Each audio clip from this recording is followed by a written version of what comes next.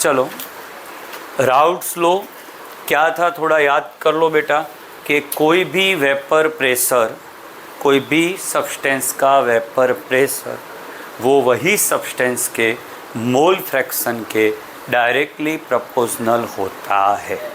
Okay, आज हम पढ़ने जा रहे हैं जिसमें आपका solute as well as solvent दोनों वॉलेटाइल होने वाले हैं, मतलब दोनों कंट्रीब्यूट करने वाले हैं किस चीज़ में बेटा, वेपर प्रेशर में। तो मान लो मैं सॉल्यूट को अभी आपके लिए ए बोल दूं और इसको हम बोल देते हैं बी। तो बताइए ए का वेपर प्रेशर पी ए होगा, is proportional to X of A according to Raoult's law. क्या था बेटा राउट्स लॉ, कि vapour pressure of any substance is directly proportional to mole fraction of that substance। तो इसको और सिंप्लीफाई करें बेटा तो याद करो पी ए इक्वल क्या था यहाँ पे बेटा, P A zero x A, P A not, ये है पी ए, ये प्योर फॉर्म है और ये आपका इन सॉल्यूशन है। चलो पी बी क्या आएगा, P B is proportional to proportional to XB। now PB is equals to क्या आएगा अब, PB नॉट XB। अब ये मिक्सचर फॉर्म में है तो टोटल प्रेशर कैसे निकालोगे, तो total pressure of the solution is equals to pressure of individual substances. Total pressure solution का कितना, तो सॉल्यूशन में दो चीज़ है बेटा, कौन कौन है, ए और बी। ए का इंडिविजुअल प्रेशर पूछ लिया तो ये आंसर आया, बी का इंडिविजुअल प्रेशर पूछेंगे तो ये आंसर आएगा। बट आपको बोले सॉल्यूशन का वेपर प्रेशर क्या है, तो सॉल्यूशन में तो बेटा सॉल्यूट भी है और सॉल्वेंट भी है। तो प्रेशर, हाँ, pressure total is equals to P A plus P B. Okay, P A की जगह क्या लगाओगे बताइए आप, पी ए की जगह P A not x A plus P B not x B, P A not x A and P B not x B, this is a P total. One more time बेटा, today's case is both are volatile. जब solute भी volatile है, solvent भी volatile है, तब routes law को कैसे apply किया जाता है, तो राउट लॉ विल नॉट चेंज, वो तो वही है। बट लास्ट लेक्चर में हमने पढ़ा था नॉन वॉलेटाइल सॉल्यूट, जो वेपर प्रेशर को इंक्रीज नहीं कर रहा था, वो तो लोअर कर रहा था, मतलब डिक्रीज कर रहा था। बट ये दोनों अगर वॉलेटाइल है तो pressure of A is proportional to mole fraction of A and pressure of B is mole fraction of B. Proportionality निकाला, ये लग गया। अब टोटल में ये वैल्यू डाली। अब मान लो इसमें अगर मैं एक्स से इक्वल 1 माइनस एक्स बी लिखूँ तो क्या होगा, एक्स से इक्वल 1 माइनस एक्स बी लिखूँ तो बताइए, तो P total equals P A nought, in place of x A हम क्या लिख सकते हैं भाई, अब 1 माइनस एक्स बी, ये तो एज इट इज रहेगा बेटा।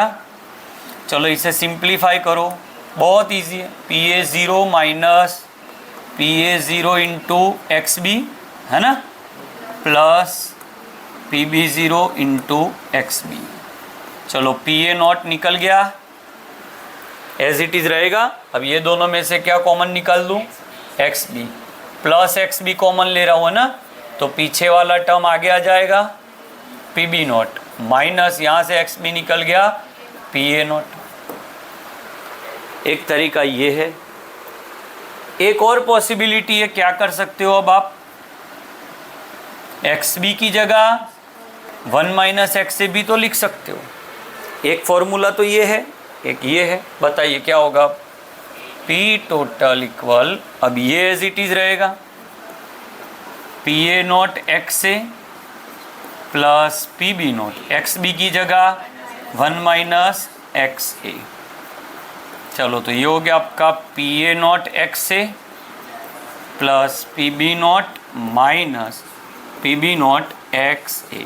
पी बी नॉट पहले ले लेते हैं, पी बी नॉट आगे आ गया, प्लस क्या बचा, ये और ये दोनों में से एक्स से कॉमन ले ले तो क्या बचा, P A naught minus P B not. तो you can write P total formula in form of XA XB, so we can say total pressure of solution depends on both, or you can calculate total pressure only by XB, or you can calculate your total pressure by XA. All are possible. है बहुत easy है बेटा, क्योंकि दोनों क्या है, volatile है, volatile है तो दोनों का सम्मेशन। अब इसका ग्राफ ड्रॉ करते हैं। तो ये एक एक्सिस आएगी और ये एक एक्सिस आएगी। ये टफ है, ग्राफ जरा देखिएगा। ये प्रेशर की एक्सिस है, ये मोल फ्रैक्शन, बट अब हमें मोल फ्रैक्शन 2 बार लेना पड़ेगा क्योंकि दोनों वोलेटाइल हैं। तो मान लो एक्स से 1 है यहाँ पे और एक्स बी 0 ये पॉइंट पे। टफ है बेटा, समझना। एक्स से 1 और एक्स बी 0। अब इसको ये फॉर्मूला में लिखो, P इक्वल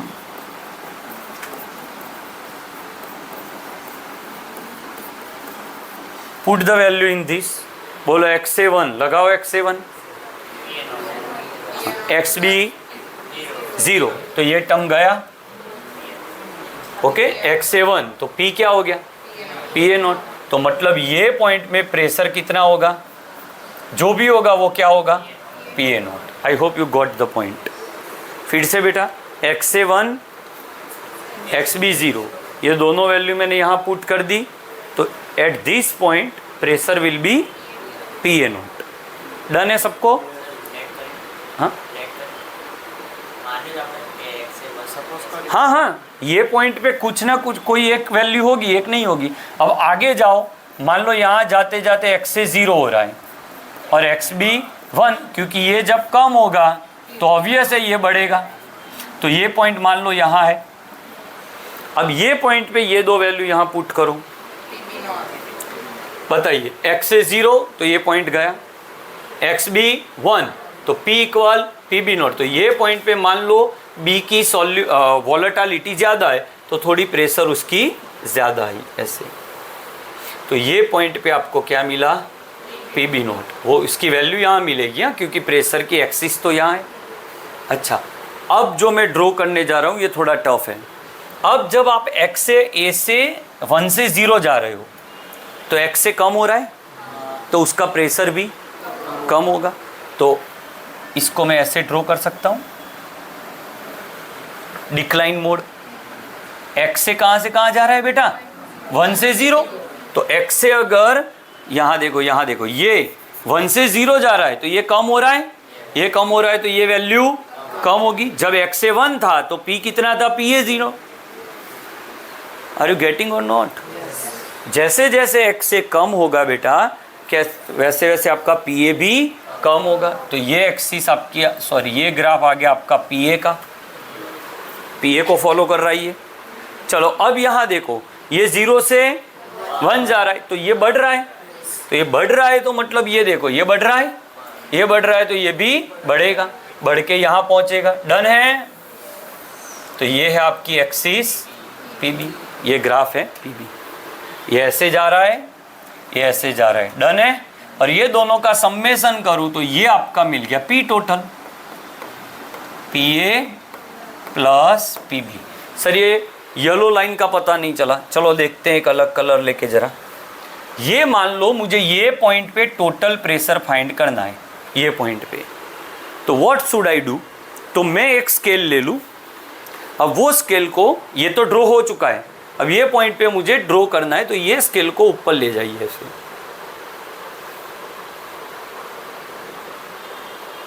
तो ये पॉइंट मिला, दिख रहा है ये point, that is your PB. ये वैल्यू क्या है आपकी, पीबी, जो कहाँ से मिलेगी, यहाँ से। ये आपकी कौन सी वैल्यू है बेटा, पीबी, ये पॉइंट पे।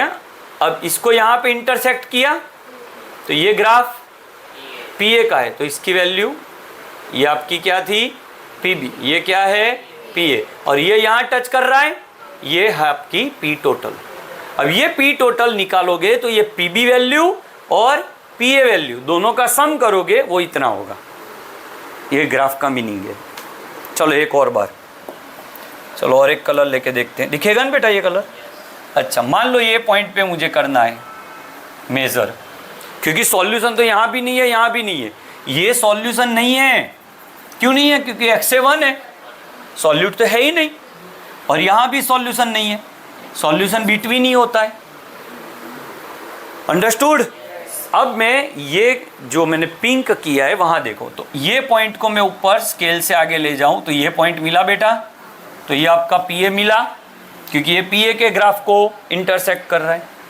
ये इसको ऊपर ले जाओ, यहाँ पे कहीं टच गया Pb, और इसे ऊपर ले जाओ, ये आपका P टोटल, तो ये वैल्यू और ये वैल्यू का सम ये हो जाएगा।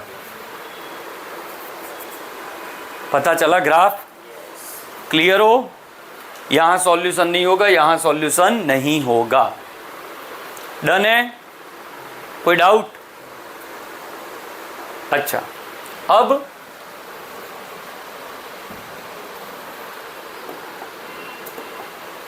जब इक्विलिब्रियम रीच हो जाएगा, ये सबसे टफ पॉइंट है बेटा। इक्विलिब्रियम रीच होगा मतलब कि ये एक बीकर है, इसको क्लोज कंटेनर है, इसमें सॉल्वेंट और सॉल्यूट सब कुछ है, और दोनों वोलेटाइल है। अब उसका यहाँ वेपर बन चुका है, ये वाइट डॉट्स है वो सॉल्वेंट के हैं बेटा, ये येलो डॉट्स है वो सॉल्यूट के। अब ये दोनों के बीच में क्या इस्टेब्लिश हो चुका है? Equilibrium. Now the toughest concept. अब यहाँ आपको पूछे कि Pa कितना, तो Pa का फॉर्मूला है Pa नॉट XA। कौन सा रूल है ये? राउल्स। यहाँ पूछे कि ये सॉल्यूशन में से बताइए, तो यहाँ आ जाएगा Pb नॉट XB। ये तो आपको लगेगा सर ये तो पढ़ा है, ये क्या रिपीट कर रहे हो, बट अब जो पढ़ाने जा रहा हूँ वो देखिएगा। बट यही चीज यहाँ से पूछे, ये कौन सा फेज है आपका?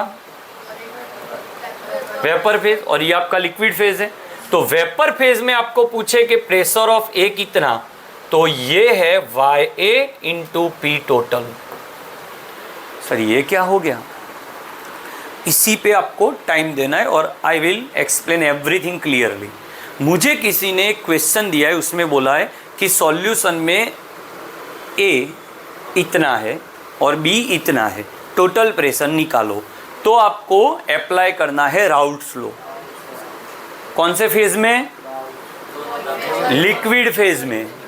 When A and B has given in liquid phase, all the values are given in liquid phase. मतलब आपसे बोला है कि सॉल्यूशन में A का मास ये है, B का मास ये है, तो टोटल प्रेशर निकालो। तो ये तो सॉल्यूशन में है, तब कौन से फॉर्मूला अप्लाई होता है बेटे? राउल्ट्स। बट अब ये क्वेश्चन उल्टा हो गया कि वेपर फेज में A इतना है, A का मोल फ्रैक्शन इतना है, B का मोल फ्रैक्शन इतना है, तो वेपर फेज में Pa और Pb की फॉर्मूला बताइए। तो ये जो लगा रहा हूँ ये है आपका डाल्टन लॉ। कौन लॉ है बेटा? वेपर फेज से वैल्यू निकालनी है तो डाल्टन लगेगा, और लिक्विड से निकालनी है तो राउल्ट्स लगेगा। अब एक और कंफ्यूजन, 5 मिनट होगी ये कॉन्सेप्ट को क्लियर करने से। एक और कंफ्यूजन, सर क्या ये Pa वैल्यू और यहाँ से निकाली हुई Pa वैल्यू सेम आएगी कि अलग आएगी? नहीं, यही गलती है, दोनों सेम आएगी। आप समझ नहीं रहे हो, आपको सिर्फ क्वेश्चन का टाइप चेंज किया है। आपसे ऐसा पूछा कि लिक्विड फॉर्म में A का मास ये है, B का मास ये है, तो Pa बताइए और Pb बताइए और टोटल बताइए। अब यही सब वैल्यूज कौन से फॉर्म में दे दी? वेपर फेज में। तो वैल्यू थोड़ी चेंज होगी, सॉरी Pa Pb चेंज नहीं होगा, फॉर्मूला चेंज होगा।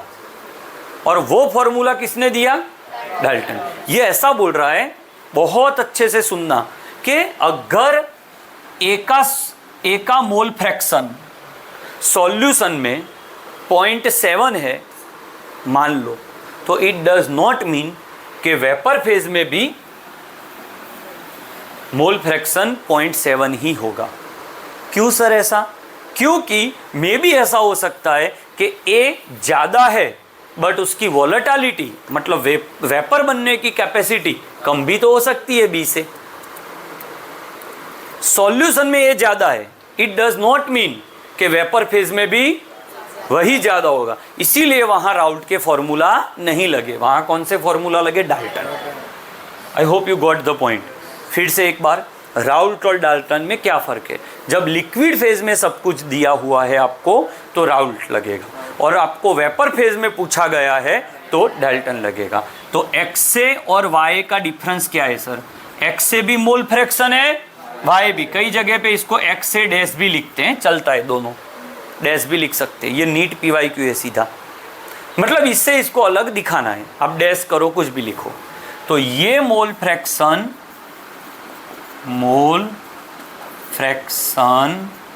इन लिक्विड फेज, और ये मोल फ्रैक्शन है इन वेपर फेज। तो वेपर फेज में pressure of any substance is equals to mole fraction of that substance into total pressure. Okay, तो इसको और अच्छे से थोड़ा क्लियर करते हैं। मतलब मैं ये बोल रहा हूँ बेटा कि PA equal YA into P total, this is your Dalton and it is applicable in vapour phase, and PA equal PA not XA, this is Raoult's law in liquid phase. Both the PAs will be same. So YA into P2, P total equal PA not XA you can write. Now next point, YA. P total की जगह आप ये भी लिख सकते हो, क्योंकि ये वैल्यू आप सॉल्यूशन से निकाल सकते हो। ये राउल्ट लॉ लग गया। तो अब आपसे वाई पूछा जाए तो निकाल लोगे। पी टोटल कहाँ से निकला?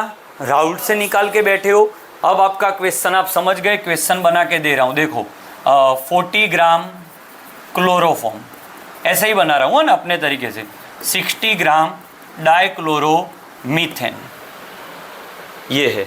नाउ PA इसको मैं ए बोल रहा हूँ, इसको बी बोल रहा हूँ। PA not is given 30 mmHg, PB not is given 60 mmHg। Find out mole fraction in vapour phase.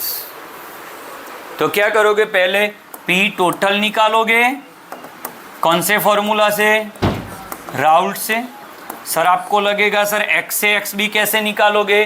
तो एक्स से एक्स बी के लिए मास है, mass divide by molecular mass से मोल मिल जाएगा, मोल डिवाइड बाय टोटल मोल से मोल फ्रैक्शन मिल जाएगा।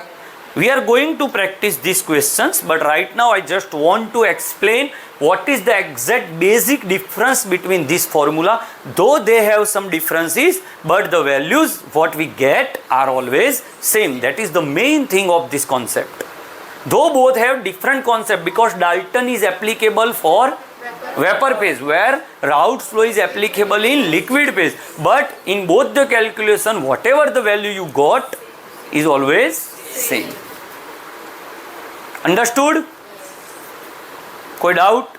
तो सबसे बेहतरीन concept Raoult's law vapour phase का आपका क्लियर हो गया। तो लास्ट लेक्चर में हम क्या पढ़े थे? Non volatile. आज क्या पढ़े भाई? वॉलेटाइल। डन है? तो एक इतना क्लियर है। अब इससे एक पॉइंट आगे लेते हैं। Ideal solution and non-ideal solution. Ideal solution and non-ideal solution. तो ये क्या है? आइडियल सॉल्यूशन एक ऐसा सॉल्यूशन है वो राउल्ट्स लॉ को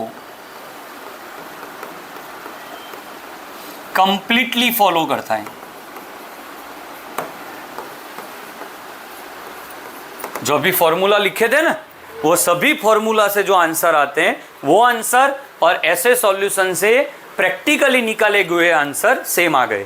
तो मतलब ये हुआ ना कि ये सॉल्यूशन राउल्ट के हर एक फॉर्मूला को सेटिस्फाई कर रहा है। So solutions which has all the properties which completely obeys Raoult's law formula, they are called ideal solution. और जो कंप्लीटली फॉलो,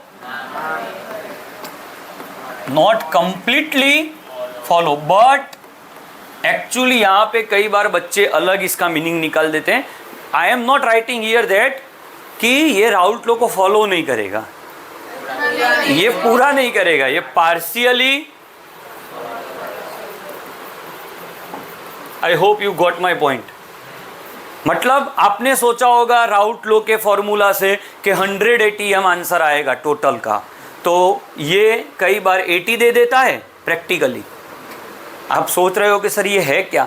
बेटा फॉर्मूला से निकली हुई वैल्यू और प्रैक्टिकली निकली हुई वैल्यू अगर मैच हो गई तो आइडियल, और मैच ना हुई तो नॉन आइडियल।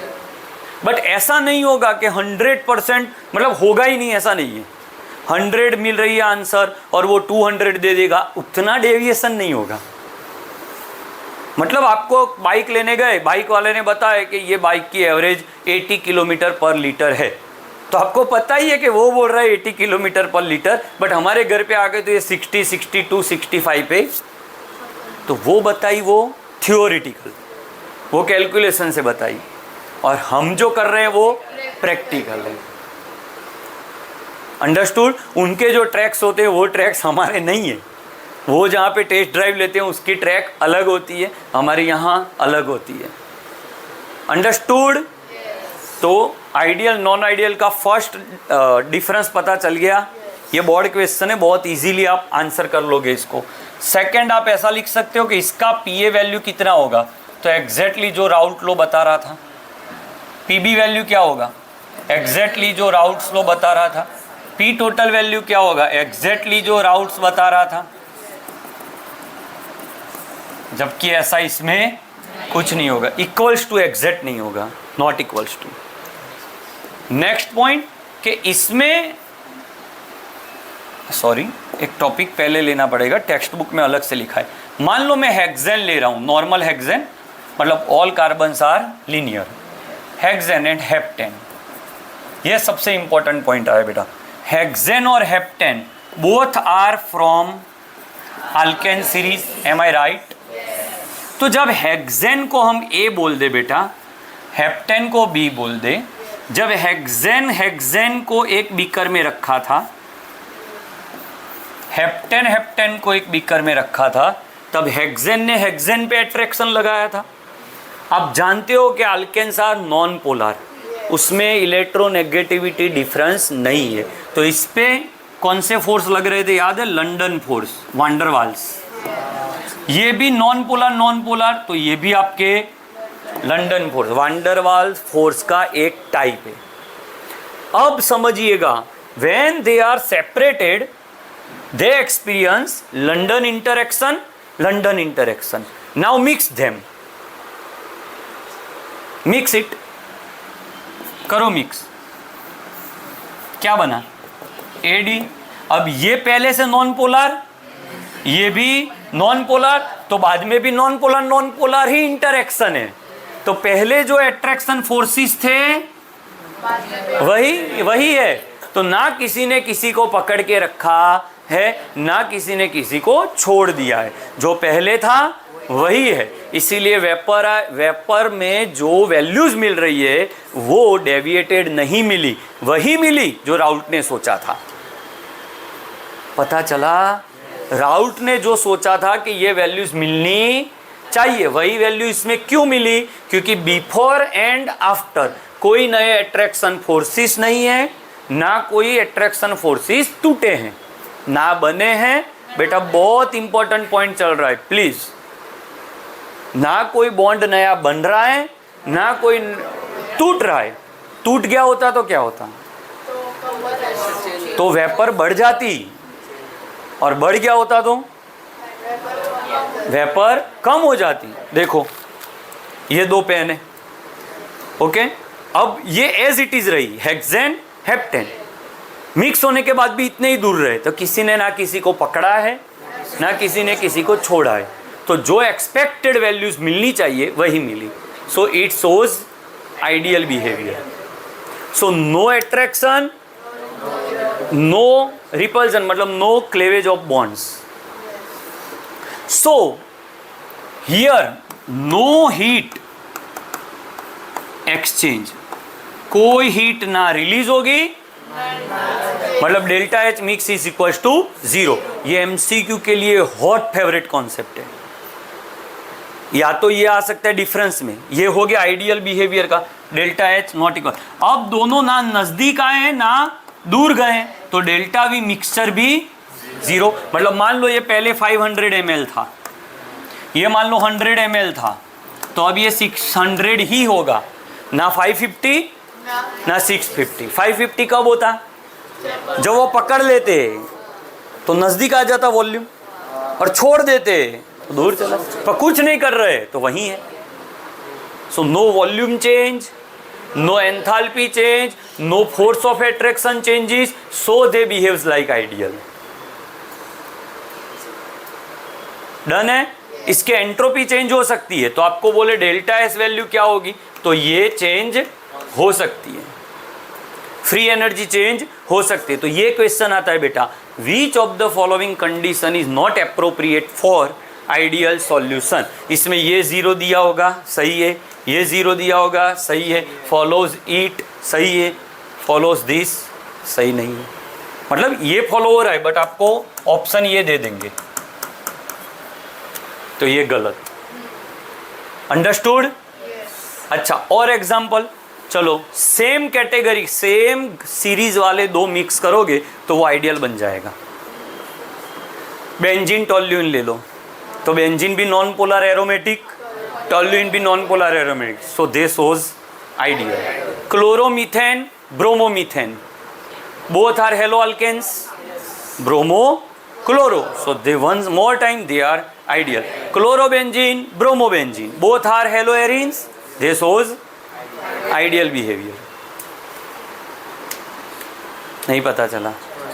क्लियर है आइडियल का कॉन्सेप्ट। अब नॉन आइडियल में जाते हैं, तो ये सब लिखना शुरू कर दो। पहले तो आप PA not equals to PA not XA, PB not equals to PB not XB, P total not equals to PA not XA plus PB not XB।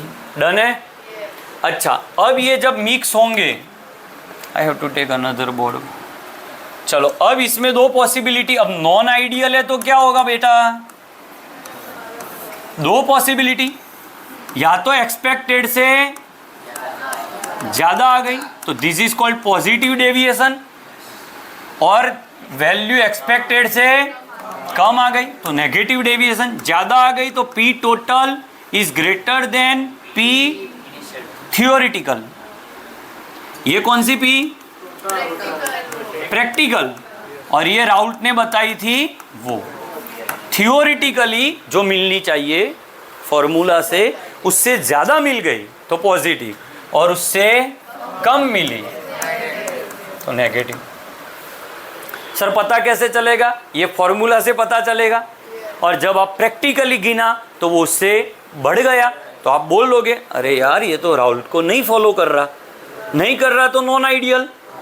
Non ideal के दो टाइप, अगर बढ़ गया तो पॉजिटिव डेविएशन, कम हो गया तो negative deviation. अब बढ़ा क्यों वो सोचते हैं, तो इसमें अट्रैक्शन फोर्स पहले वाले, ये पहले वाले, अब मिक्स होने के बाद क्या लग रहा है आपको, मिक्स होने के बाद अट्रैक्शन बढ़ा होगा कि कम हुआ होगा? कम हुआ होगा। देखो ये दो अगर एक दूसरे को अट्रैक्ट कर लेंगे तो उसकी वेपर कम हो जाएगी, बट यहाँ तो बढ़ रही है, मतलब ये दोनों नजदीक आने के बाद, सॉरी मिक्स होने के बाद दूसरा कि ये मान लो एक क्वेश्चन लेता हूँ, ये इथेनॉल है, उसको डाल रहा हूँ मैं एसीटोन में, इसको बोल दो बेटा A, इसको बोल दो आप B। जब आप A में A, जब ये सेपरेट था तब इसमें कौन सा बॉन्ड था? Hydrogen due to OH। इसमें minus delta plus delta polar bond था when they are separated, but now mix it. तो क्या होगा, जैसे इथेनॉल को आप एसीटोन में मिक्स करोगे ना, एसीटोन इसके बीच के जो हाइड्रोजन बॉन्ड थे ये वाले दिख रहे हैं, इसको जब आप एसीटोन में डालोगे, एसीटोन एक सॉल्वेंट है, सॉल्वेंट की खुद की कुछ एनर्जी होती है, वो एनर्जी का यूज करके वो इसे ब्रेक कर देंगे, और जैसे ही ब्रेक करेंगे तो ये यहां छटक गया, यहां छटक गया, ये भी वेपराइज, ये भी वेपराइज, तो वेपर एक्सपेक्टेड से ज्यादा मिले। So when bonds will break, so more and more vapor will be created and so it shows positive deviation। तो जहां जहां बॉन्ड ब्रेक हो रहे हैं मतलब वो वॉलेटाइल ज्यादा हो रहा है, तो ये पॉजिटिव डेविएशन। अब नेगेटिव में क्या होगा, अच्छा पॉजिटिव डेविएशन है तो यहाँ बॉन्ड ब्रेक हो रहा है ना, बॉन्ड ब्रेक हो रहा है तो उसके लिए एनर्जी चाहिए, तो ये एंडोथर्मिक होगी। अब बॉन्ड ब्रेक हो रहा है तो बोलो नजदीक आएंगे मॉलिक्यूल के, दूर जाएंगे, तो वॉल्यूम बढ़ेगा। तो टोटल इसका पहले मान लो 500 लिया था, इसका 50 ml लिया था, इसका 500, तो टोटल 550 होना चाहिए था, बट इसका 600 हुआ, क्योंकि ये सेपरेट हो रहे हैं, तोड़ रहे हैं। पहले तो नजदीक थे तो कम वॉल्यूम ऑक्यूपाई कर रहे थे, अब तोड़ दिया सेपरेट तो थोड़ा वॉल्यूम एक्सपेक्टेड से बढ़ गया। तो इसमें सब ग्रेटर देन देख रहे हो आप, तो इसमें अब चलो AA बोलो बोलो, BB, अब AB। अब आपको नेगेटिव डेविएशन करना है, मतलब मिल रहा है उससे कम, मतलब एट्रैक्शन ज्यादा, तो इसका एट्रैक्शन ज्यादा। एट्रैक्शन फॉर्म हो रहा है, कोई भी एट्रैक्शन फॉर्म होता है तब वो एक्सोथर्मिक रिएक्शन होती है, एट्रैक्शन फॉर्म होता है तब एनर्जी रिलीज होती है, तो ये लेस देन। मॉलिक्यूल नजदीक आ रहे हैं कि दूर जा रहे हैं, नजदीक आ रहे हैं, तो वॉल्यूम भी पहले से कम होगा।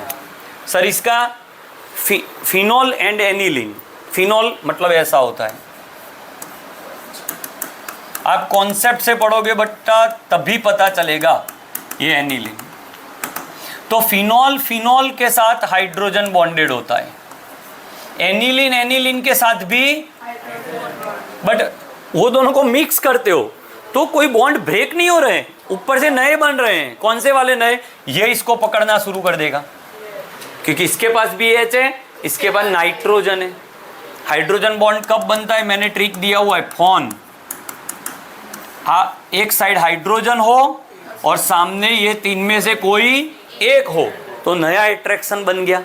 वो ऑलरेडी हाइड्रोजन बॉन्ड जो ऑलरेडी एग्जिस्ट कर रहे थे वो तो है, ये तो नए बन गए तो नजदीक आ गए, तो अब वो वेपराइज होना थोड़ा कम कर दें, तो एक्सपेक्टेड से वैल्यू कम आएगी, तो वो कौन सी, नेगेटिव। Same way acetone